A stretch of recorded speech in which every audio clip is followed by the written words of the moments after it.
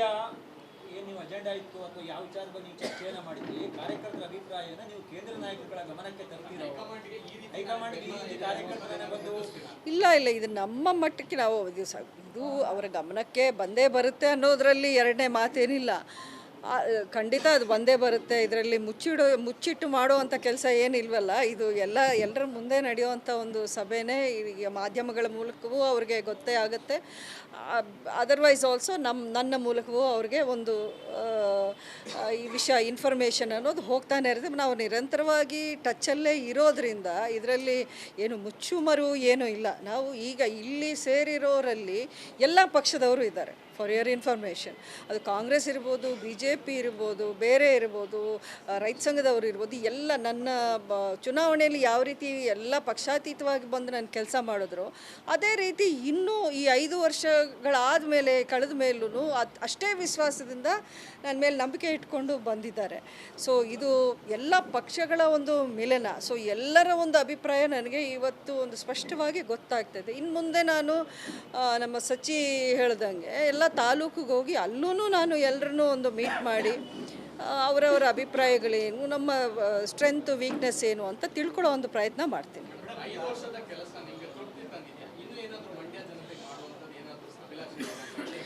ನೋಡಿ, ಕೆಲಸದಲ್ಲಿ ತೃಪ್ತಿ ಅನ್ನೋದು ಯಾರಿಗೂ ಇರೋಕ್ಕೆ ಸಾಧ್ಯನೇ ಇಲ್ಲ. ಯಾಕೆಂದರೆ ಅದು ಅಸಾಧ್ಯ. ನಾವು ಎಷ್ಟೇ ಮಾಡಿದ್ರೂ ಇನ್ನೂ ಮಾಡೋ ಅಂಥ ಕೆಲಸಗಳು ಸಾಕಷ್ಟು ಇರ್ತವೆ. ಅದರಲ್ಲಿ ನಮಗೆ ನಾನು MP ಆದಮೇಲೆ 4 ತಿಂಗಳಲ್ಲಿ ಕೋವಿಡ್ ಅನ್ನೋ ಪ್ಯಾಂಡಮಿಕ್ ಬಂತು. ಅದರಲ್ಲಿ 2 ವರ್ಷ ಹಾಗೇ ನಮಗೆ ತುಂಬ ಅಡೆತಡೆಗಳಾಯಿತು. ಅಭಿವೃದ್ಧಿಯ ಕೆಲಸಗಳಿಗೆ ಫಂಡ್ಸು ಇರ್ತಾ ಇರಲಿಲ್ಲ, ಬೇರೆ ಬೇರೆ ಸಮಸ್ಯೆಗಳಿತ್ತು.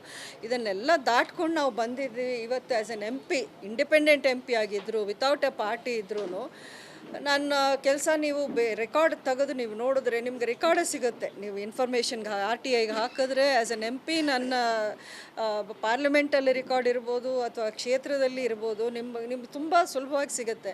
ನೀವು ಕಂಪೇರ್ ಮಾಡಿ, ನಾಟ್ ಜಸ್ಟ್ ಕರ್ನಾಟಕ ಅಲ್ಲ, ಇಡೀ ದೇಶದಲ್ಲಿ ನಮ್ಮ MPs ಒಂದು ರೆಕಾರ್ಡ್ ತೆಗೆದು ನೀವು ಕಂಪೇರ್ ಮಾಡಿ ನೀವೇ ಹೇಳ್ತೀರಾ. ಅದು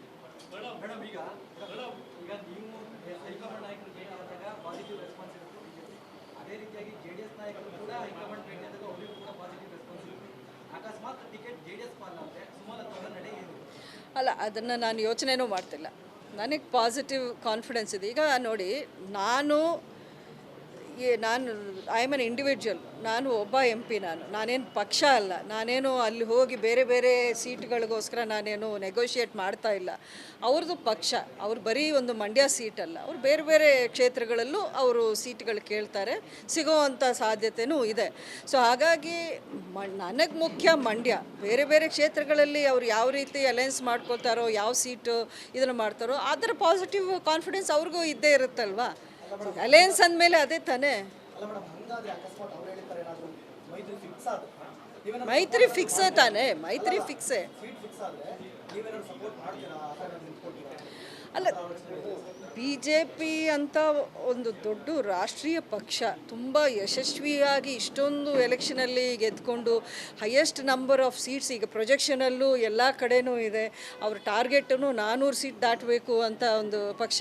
ಅದರ ಸಪೋರ್ಟೇ ಸಿಕ್ಕಾದ ಮೇಲೆ ನನ್ನ ಸಪೋರ್ಟ್ ಏನೋ ದೊಡ್ಡ ವಿಷಯ ಅಲ್ಲ. ಅದು that is not the most important thing here. ಈಗ ನಮಗೆ ಅವರು ಎಷ್ಟು ಸ್ಮೂತಾಗಿ ಒಂದು ಟಿಕೆಟ್ ಸೀಟ್ ಹಂಚಿಕೆಯನ್ನು ಮಾಡ್ಕೊಳ್ತಾರೋ ಅಷ್ಟೇ ಎಲ್ಲ ಸ್ಮೂತಾಗಿ ಎಲ್ರಿಗೂ ನಡೆಯುತ್ತೆ. ಈಗ ನಿಮ್ಮ ಟಿಕೆಟ್ ವಿಚಾರಕ್ಕೆ ಸಂಬಂಧಪಟ್ಟಂತೆ ಒಂದು ಪ್ರಶ್ನೆ. ಸ್ವತಃ BJPಯವರೇ ದೇವೇಗೌಡರಿಗೆ ಈ ಕ್ಷೇತ್ರವನ್ನು ಸುಮಲತಾ ಅವರಿಗೆ ಬಿಟ್ಕೊಡ್ತೀವಿ, ನಮ್ಗೆ ಇಂಟ್ರೆಸ್ಟ್ ಇದೆ ಅನ್ನೋ ಮಾಹಿತಿಯನ್ನು ಸೂಚ್ಯವಾಗಿ ತಿಳಿಸಿದ್ದಾರೆ ಅಥವಾ ನೇರವಾಗಿ ತಿಳಿಸಿದ್ದಾರೆ ಅನ್ನೋ ಮಾಹಿತಿ ನಮಗೆ ಅಥವಾ ನೀಡಿದವರಿಗೆ. ನಿಮ್ಗೆ ಆ ಥರ ಏನಾದರೂ JDS ನಾಯಕರಾಗಲಿ ಅಥವಾ ಕೇಂದ್ರ ನಾಯಕರು ಸ್ಪಷ್ಟವಾಗಿ ಹೇಳಿಲ್ವಾ? ಆ ರೀತಿ ಯಾವುದೇ ಸೂಚನೆ ನಮಗಂತೂ ಬಂದಿಲ್ಲ. ಎಲ್ಲರೂ ಕ್ಲಿಯರಾಗಿ ಹೇಳ್ತಾರೆ, ನಾವು ನಾಯಕರ ಜೊತೆಯಲ್ಲಿ ದೊಡ್ಡ ಲೆವೆಲಲ್ಲಿರೋ ನಾಯಕರ ಜೊತೆಲೇ ನಾವು ನಿರಂತರ ಅಲ್ಲಲ್ಲಿ ಟಚ್ಚಲ್ಲೇ ಇರ್ತೀವಿ.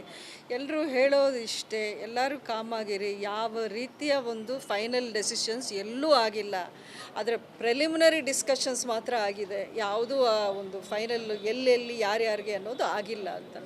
So we have to go by that.